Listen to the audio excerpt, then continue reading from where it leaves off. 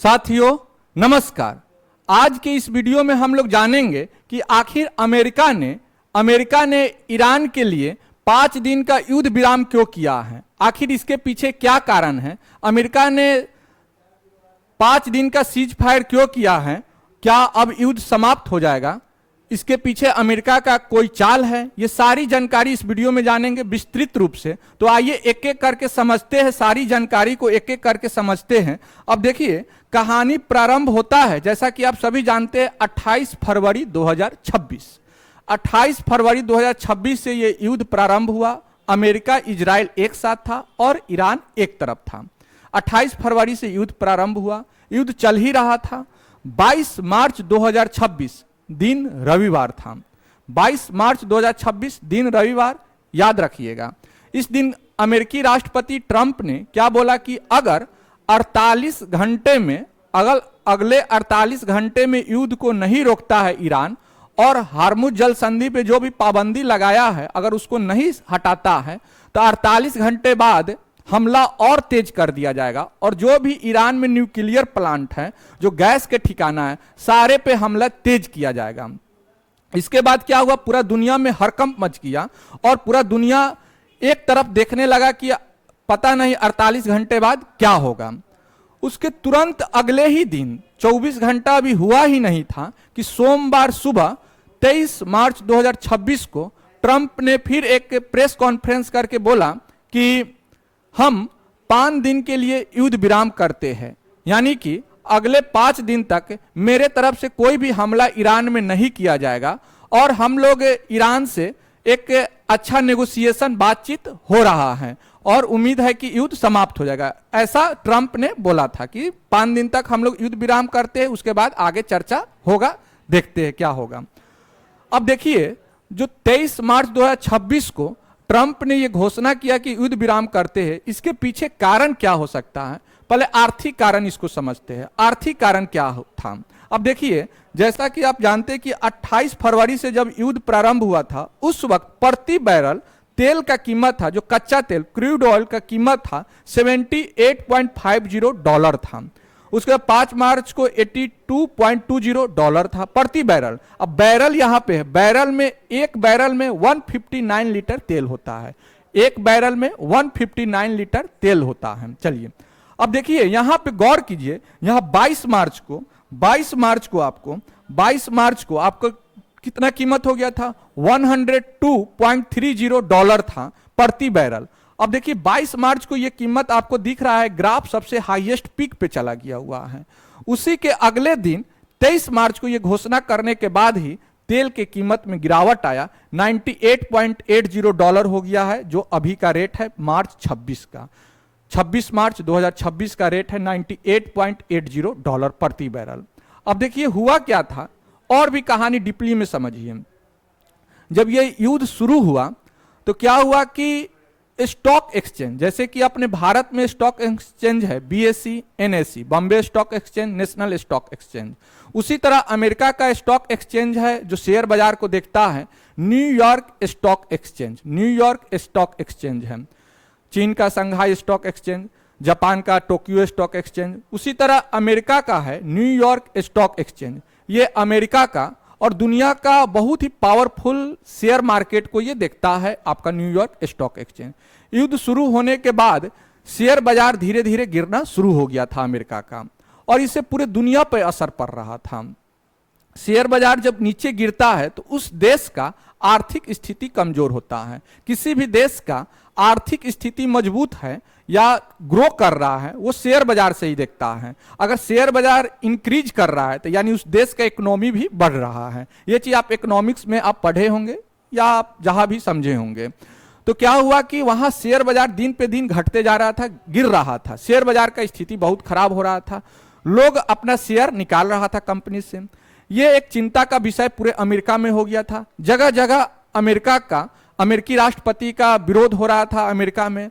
और जैसा कि अमेरिकी राष्ट्रपति बोल रहे थे कि ईरान में सब कुछ तबाह हो गया, सब कुछ बर्बाद हो गया, ऐसा दिखने को नहीं मिल रहा था, क्योंकि ईरान हमेशा पलटवार कर रहा था। यहां तक कि अमेरिका का सबसे शक्तिशाली फाइटर जेट लड़ाकू विमान F-35 जिसका कीमत लगभग 700 से 800 करोड़ है। एक लड़ाकू विमान F-35 जो सबसे उन्नत किस्म का है, F-35 लड़ाकू विमान जिसका कीमत लगभग आपका 700 से 800 करोड़ रुपया है, रुपया में बतला रहे हैं, उसको भी ईरान ने मार गिराया। F-15 लड़ाकू विमान को उसको भी गिराया। बहुत सारे ड्रोन जो शक्तिशाली ड्रोन अमेरिका का है वो सबको भी मार गिराया ईरान। इससे क्या हुआ कि अमेरिका के लोगों में ये मतलब कि एक विरोध होने लगा ट्रंप के खिलाफ पे, कि ट्रंप बोल रहे हैं कुछ और लेकिन दिख रहा है कुछ और। ये सब सारा कुछ चल रहा था, मार्केट धीरे धीरे गिर रहा था। ट्रंप एक बिजनेसमैन, बिजनेस के हिसाब से भी देख रहे थे कि मेरा अर्थव्यवस्था अब धीरे धीरे गड़बड़ा रहा है। तो क्या किया, अचानक से वो फैसला लिए कि हाँ 23 मार्च 2026 को अचानक से वो फैसला लिए कि 5 दिन का हम लोग युद्ध विराम करते। 5 दिन ये शेयर बाजार, जैसे ही युद्ध विराम वो किए शेयर बाजार में थोड़ा बढ़ोतरी शुरू हो गया। पूरे देश में शेयर बाजार में इंक्रीज हो रहा है, बढ़ रहा है, अभी बढ़ोतरी हो रहा है। उम्मीद यही है कि आगे भी बढ़ोतरी होगा। तो ये सोमवार से शुक्रवार तक का युद्ध विराम है और आगे देखिए अब क्या होता है। लेकिन एक तरफ देखिए यहां युद्ध विराम का घोषणा आप किए, ट्रंप ने युद्ध विराम का घोषणा किया, लेकिन इजराइल क्या कर रहा है, अभी भी ईरान पे हमला कर रहा है, ईरान इजराइल पे हमला कर रहा है। लेकिन हाँ अमेरिका अभी हमला नहीं कर रहा है। तो ये देखने को मिल रहा है। अब देखिए इससे क्या हुआ कि पूरे दुनिया में एक संकट पैदा हुआ, पूरे दुनिया में गैस का संकट पैदा हुआ। अब भारत में देखिए गैस का संकट, जो एलपीजी का संकट है, वो उसके बारे में अब हम लोग थोड़ा समझिए कि क्या है संकट है। अब देखिए भारत में एलपीजी आयात प्रमुख देश और नए स्रोत, भारत में कहां से एलपीजी आते हैं। अब जैसे देखिए सऊदी अरब से आते हैं, कतर से आते हैं, संयुक्त अरब अमीरात से आते हैं, कुवैत से आते हैं। जो घरेलू सिलेंडर जो यूज करते हैं एलपीजी, लिक्विफाइड पेट्रोलियम गैस, ये इसका महत्वपूर्ण जिस देश से आता है वो सऊदी अरब से आता है, कतर से आता है, संयुक्त अरब अमीरात से आता है, कुवैत से आता है, अमेरिका से भी अब आ रहा है। चलिए अब देखिए किस देश से कितना परसेंटेज हम लोग एलपीजी हम लोग आयात करते हैं, एलपीजी आयात करते हैं। तो देखिए कतर से हम लोग 30% हम लोग आयात करते हैं। पहले के भी वीडियो में हम बताए थे कि कतर से ही सबसे ज्यादा गैस हम लोग आपूर्ति करते हैं। कतर से 30%, सऊदी अरब से 23% करते हैं, 23%, कुवैत से 13% करते हैं, कुवैत से 13%, यूएई से लगभग 18% करते हैं, यूएसए से भी करते हैं, वेस्ट अफ्रीका के कुछ देशों से करते हैं, अदर देशों से जैसे 16%, जिसमें यूएसए, अफ्रीका ये सब देश है। तो वहां से हम लोग का इंपोर्ट होता है आपका एलपीजी इंपोर्ट होता है हम लोग का, वहां से इंपोर्ट होता है। अब देखिए यहां स्ट्रेट ऑफ हार्मुज जल संधि इतना महत्वपूर्ण क्यों है, इतना महत्वपूर्ण हमारे लिए इतना महत्वपूर्ण क्यों है?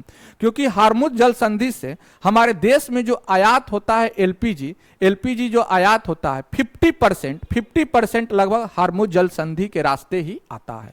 50% जो एलपीजी आता है, लिक्विफाइड पेट्रोलियम गैस जो आता है, वो आपका 50% हार्मुज जल संधि से ही आता है। बाकी और भी देश से जिससे भी आता है हार्मुज जल संधि के होते हुए ही भारत में आता है। देखिए भारत में जल संधि, हार्मुज जल संधि यहाँ पे दिख रहा है, हार्मुज जल संधि के माध्यम से ही मुंद्रा पोर्ट पे आता है, ये सब जगह जहां जहां आता है इधर से ही आता है। तो इसलिए हार्मुज जल संधि हमारे लिए बहुत ही उपयोगी है। हालांकि आज ही ईरान ने घोषणा किया है कि हार्मुज जल संधि के रास्ते से 5 देशों का जहाज नहीं रुकेगा, जो उनका मित्र देश है, जैसे कि भारत, पाकिस्तान भी उसमें शामिल है, चीन है, रसिया है, तुर्की है और जापान है, रूस नहीं है। भारत, चीन, पाकिस्तान, तुर्की और रूस है। 5 जापान है, रूस नहीं है। तो ये 5 देशों का जहाज हार्मुज जल संधि के रास्ते से जा सकता है, इसमें रुकावट नहीं होगा और ये जहाज हम लोग के यहाँ आएगा। और आज ही एक नया न्यूज है, पैक्सिस पायोनियर जहाज जो कि एलपीजी लेके भारत में मंगलोर में आया है, कर्नाटक के बंदरगाह है मंगलोर में आया है। ये अमेरिका से गैस लेके आया है, एलपीजी गैस लेके आया है। तो उम्मीद यही है कि धीरे धीरे जो गैस का संकट है, एलपीजी गैस का संकट जो आप देख रहे हैं भारत के विभिन्न जगहों पे देख रहे हैं, ये धीरे धीरे समाप्त हो जाएगा। और भारत सरकार ने ये दावा भी किया है कि हमारे यहाँ कोई कमी नहीं है ईंधन का और कोई ये संकट नहीं आने वाला है। बस आप लोग केवल पैनिक नहीं होइए, केवल मतलब घबरा कर हड़बड़ा कर स्टॉक करना नहीं शुरू कीजिए, आप धैर्य बनाए रखिए। गैस आपूर्ति 100% होगा और गैस आ भी रहा है, विभिन्न देशों से गैस आ रहा है। आज ही एक जहाज आया है, 1-2 दिनों में और भी जहाज आने वाला है। और हार्मुज जल संधि पर हम लोगों को कोई बाधा भी नहीं है, धीरे धीरे और भी जहाज आएगा। तो भारत सरकार ने बोला है कि इससे पैनिक नहीं होना है, आपको युद्ध चल रहा है, अलग मसला है, लेकिन हम लोग को गैस आपूर्ति, ईंधन आपूर्ति ये समय समय पे होते रहेगा। तो इसलिए आप लोग से भी यही गुजारिश है कि आप लोग भी धैर्य बनाकर रहिए और आप कमेंट करके बताइए कि क्या आपके यहाँ गैस की कमी है, गैस संकट है, कि आपके यहाँ गैस सप्लाई में कोई दिक्कत हो रहा है, गैस बुकिंग कर रहे हैं तो मिल रहा है कि नहीं मिल रहा है। आप कमेंट करके जरूर बताइएगा। तो उम्मीद है कि सारा जानकारी, जो भी महत्वपूर्ण जानकारी था, युद्ध विराम के पीछे क्या कारण था, ये सारा जानकारी आपको बताया है। उम्मीद है कि आपको पसंद आया होगा। तो अभी के लिए इतना ही, मिलते हैं फिर किसी नेक्स्ट वीडियो में। Thank you so much.